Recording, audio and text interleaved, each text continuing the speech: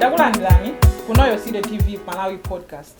Umene zikhadu ukambirana nkhani zosiyana-siyana zochitika m'madera amene alothithikana monga mukudziwa ku Malawi kunoko m'matawuni muli madera osiyana-siyana ngati mene kuli ngati kutikateka kuti kuli Ongwe kunoko kuli kuntandire Ngona Chisapo ndikuni madera ngati amene aja tizikamba nkhani zenizeni zochitika ku madera kumene kuchako ndi anthu amene amakhala ku community kumene kuchako ifa tina kuti munthu wa 47 sanga nkhani za kuntandire koma tufuna munthu wa kuntandire akamekani yakujani yakuntandire. So program ino ya YOFONAT TV podcast tizikhadu kama nkhani zimene zizi zosiyana-siyana za chitukuko za entertainment ndi zina zosiyana-siyana. Muli ndine Jaqueline Kabungwe. I'll be your favorite host. I'm not alone.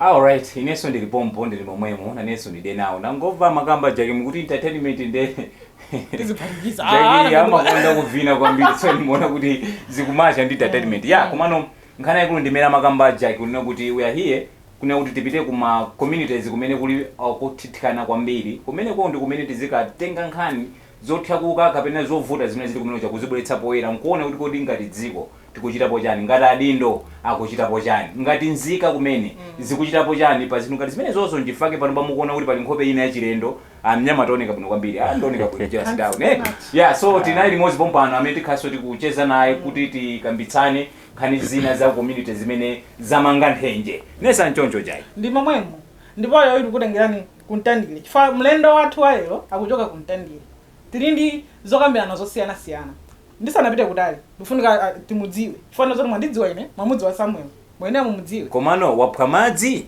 fa mwina Mungu mwizo kuti ambapo adapwe mwina kapena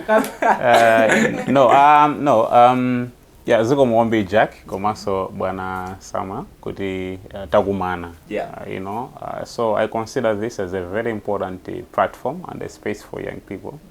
So I know dinanga ndi Chifundo Robert amene ndimachokera kuntandire ndimakhala kuntandire ndi kumudzi kwathu umeneko koma kwambiri ndimagwira ntchito ndi Nyamata kudzera mu bungwe limene limatchula ku Youth Forum for National Transformation YOFONAT imene office yathu panopa ili kuwantsiriza. So kwantsirizako ndi kuntandire komweko. Yeah, so I think that's how I can introduce myself, Jack and Sam. Thank you.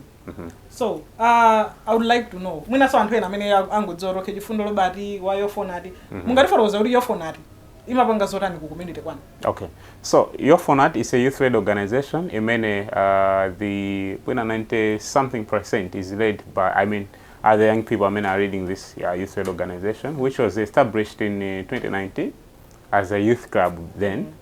And then titafika chaka cha 2020 ndipo amene sopanambo panga process kuti tipange register ngati a youth-led organization, of which in 2021 pamene ipanga full register ndi National Youth Council Malawi komanso 2021 yomwe naipanga register ndi anzathu aboma koma through the Office of Registrar General.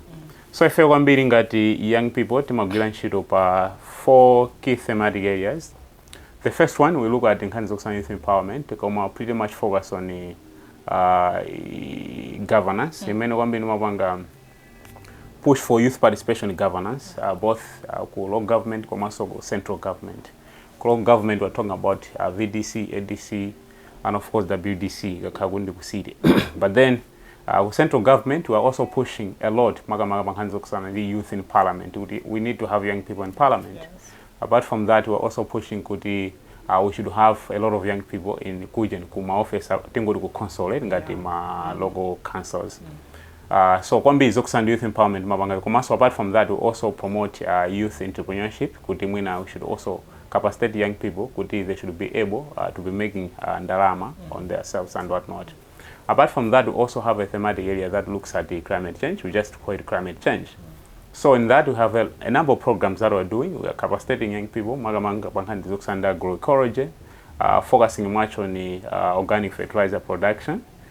I think if I'll have that time, I should share with some of the projects that I've done under that thematic area. I'll be able to share that. On agroecology, we are doing candles and organic fertilizer production, and also now we are also implementing a program. We are training young people on eco-friendly brick production. Kupata wamene voso tikupanga so tindi thematic area imene mangana nkhani zokusanza umoyo health imene kumoyoko kwambiri timapanga information around sexual and reproductive rights kwambiri pofuna kupanga promote kuti tiyepese kufala kwa chilombo kuyambitsa AIDS, kamene ndi HIV. And apart from that, we are also working on hands of unintended pregnancies and whatnot under the same thematic area. Finally, we are also we have a thematic area mene mangana kanzo kusana ndi gender equality. Kwambiri mangana kanzo kusana kusasiyana pakati pa amuna komanso akazi. So normally those are things that we do at YOFONAT. Koma kwambiri kagwidwa ntchito kathu koti timagwira ntchito ndi anyamata amene timachula kuti community mobilizers. Okay, I mean they're more or less like volunteers. We just call them community mobilizers. So generally, that's the scope of how we do our work at YOFONAT. You know, like ndimaili manenera kunena kuti tizibwesa anthu siyana kuti aziforokoza zimene amachita ku community. Kunena zoti ngati meta vera tsopano mwadziwa chimene YOFONAT ili kumene mapezeka ndi zimene amapanga. So today the theme that we are about to dive in is about how like the political campaign like affects the young people's like development, you understand, in the communities. Ndimeti nanenera mucha kunena kuti tizitenga anthu osiyana kuti azakambe nkhani zosiyana osati zongona zoti amati aya amanena kuti mwakuti ati za agents youth work zimene konti iya koma tufuna munthu amene ali mutima ali mene momo. So now tikupita ku nkhani ya campaign. Panopa campaign mudziwa kali ndi ma zisankho za zikubwerazi. Yes. So pano achinyamata nkhani yake ndona zoti achinyamata akukhudzidwa bwanji nkhani zingapange bwanji affecting nkhani ya campaign kapena zikuwapanga bwanji kuchokera mu communities amene mukuchokera mwina kufunsa ke khali choncho. No, Jax, thank you so much for that question. And I consider this question more important. As I said before, I think this platform is very important. And a number of factors. Also considering the fact that panopa we are in a very critical moment. You know, kulima campaign osiyana ahead of 16th September general elections. So I feel there's a project meant to implement. I'll start from there. Yes. Okay, yeah. So there's a project meant to implement, which was the Youth Responsive Governance 2025 general elections, with the support from activetes. A project meant to implement ku Lilongwe, komanso ku Mzozo. Koma ku Mzozo kwambiri timapanga trainer nyamata amene atuluka, you know, those young people amene they are contesting in various positions, ngati members of parliament, komanso ngati makansala. Yeah, so timapanga training makamaka kwakuzekelesa kuti how best can they engage my citizens pa nthawi imene mwina they are mobilizing them kuti vote and whatnot. Imene tinabweresera you know, retired politicians, for example, Professor Mwanza came, komanso other retired politicians, anabwera kuzapanga inspire.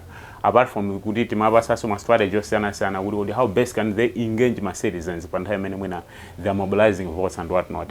And then kulilongwe kunowo, we are just scaling it down. Mwina some of the elements imene napanga kunzunzu we are also doing here, to be more specific. Ntandile Nsiriza constituency, mostly because that's where we are, you know, office here to some area. Yeah. So we are now coming back to Fusolago. How does politics and whatnot affect young people? You know, in political science we say China use many mabanga. It is political in nature, right? Even the food that we eat is political.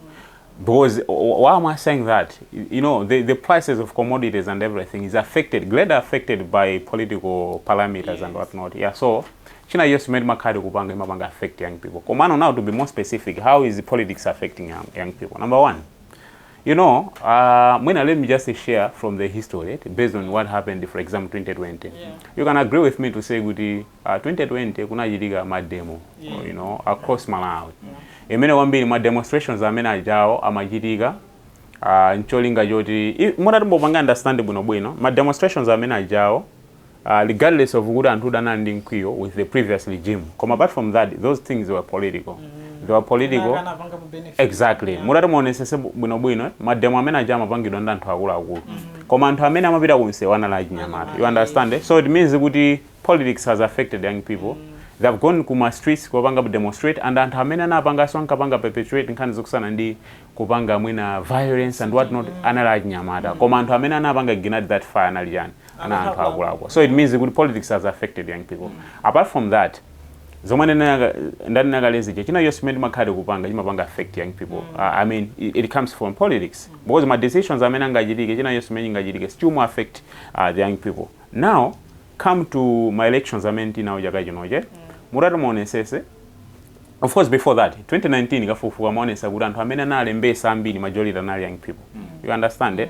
Komano from the same kafufufu zimaonesa kuti out of those people amene anapituluka soka vota kumakuze sanko kuja kwambiri anali anthu akuluakulu. Anyamaraja sana kavota. So panali zifukwa zingapo. Number one, young people are disappointed. Ni my expectations amene iwana na kuambira. You understand it?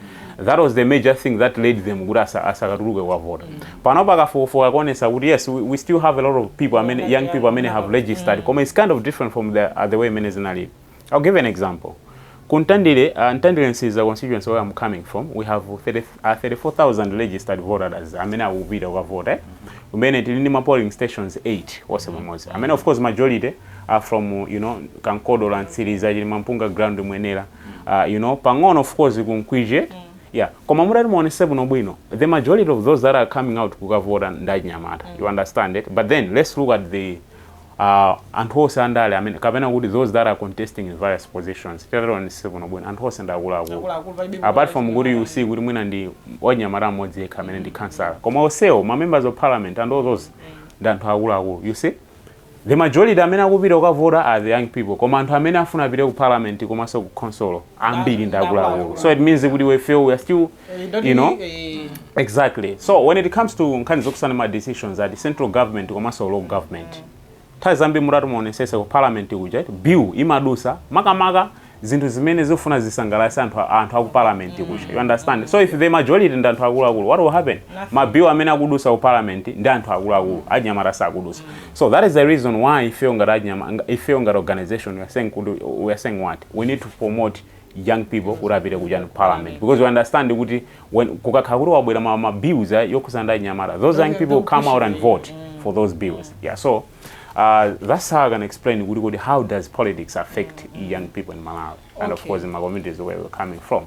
So pano titati tisiye kunena kuti Chifundo Robert the executive director wa YOFONAT. Exactly. Yes. Now ndiwe mayor citizen. Member wa community ya kuntandile kabla kuti kwa citizen. Maganizo mwako mwa iwe. So pano hapo tukusiya pa kuti tichoke pa professional. I'm out from no problem. Now tukamba kunena kuti iweyo ngati munthu. Ukuona kuti ma political campaigns amapanga affect bwanji alakashi nyamaro community. Now tukutenga kuti pa ground mene pamakhalira tsopano. Kunena zoti okay fine.